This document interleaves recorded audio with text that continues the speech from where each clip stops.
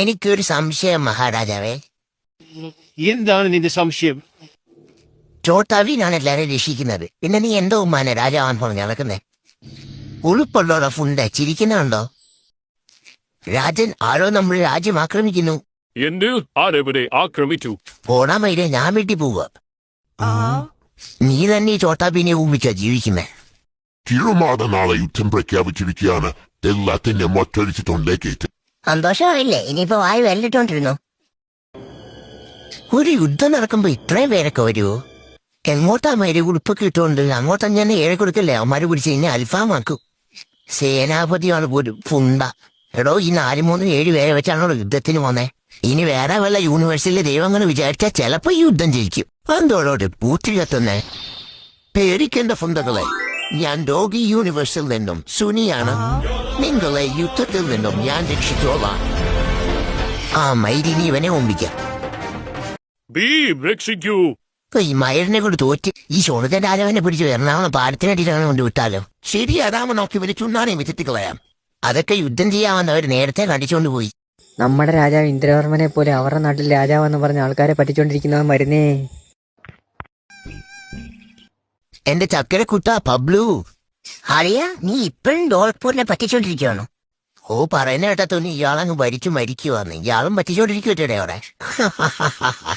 അതൊക്കെ പോട്ടളിയാ. നിന്റെ കൊട്ടാരവരെന്നൊക്കെ ആക്രമിച്ചെന്ന് കേട്ടു. എന്നിട്ട് നിന്നെ ഒന്നും ചെയ്തില്ലേ? കൊള്ളാം, നമ്മളോടാ കളി. ആക്രമണം തുടങ്ങിയപ്പോ തന്നെ ഞാൻ ഓടി അന്തപുരത്ത് കയറി കൊട്ടാര നിർത്തിയമാരുടെ അടിപ്പാവയുടെ അടി കയറിയിരുന്നു. അവന്മാര് വന്നപ്പോ എന്നെ കണ്ടില്ല. കൊള്ളാം, നീ ഒരു മൾട്ടിവേഴ്സ് മൈരൻ തന്നെ. രാജാവേ, ഒരു പെണ്ണുമുള്ള രാജാവിനെ തല്ലണമെന്നും പറഞ്ഞ് കൊട്ടാരമുറ്റത്തിന് ബഹളം വെക്കുന്നു. അതാ ടുണ്ടുലാൻഡി ആയിരിക്കും. ആൾക്ക് വേറെ പണിയില്ല.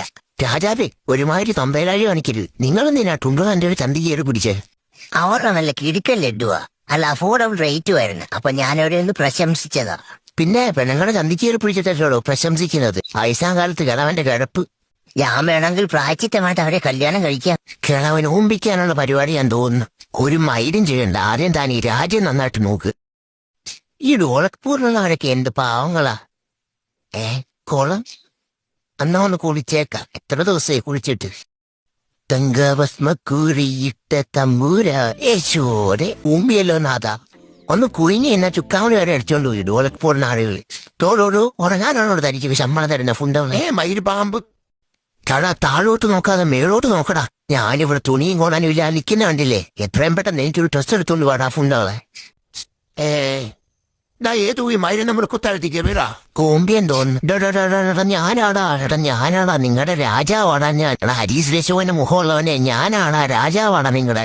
രാജാവിന് വരെ ഇവിടെ മയിരുവല്ലേ? അപ്പോഴാ ഓട് താറി. അയ്യാ, നിക്കടാ ഫുണ്ടകളെ. മയിര് കുഴിക്കണ്ടായിരുന്നു.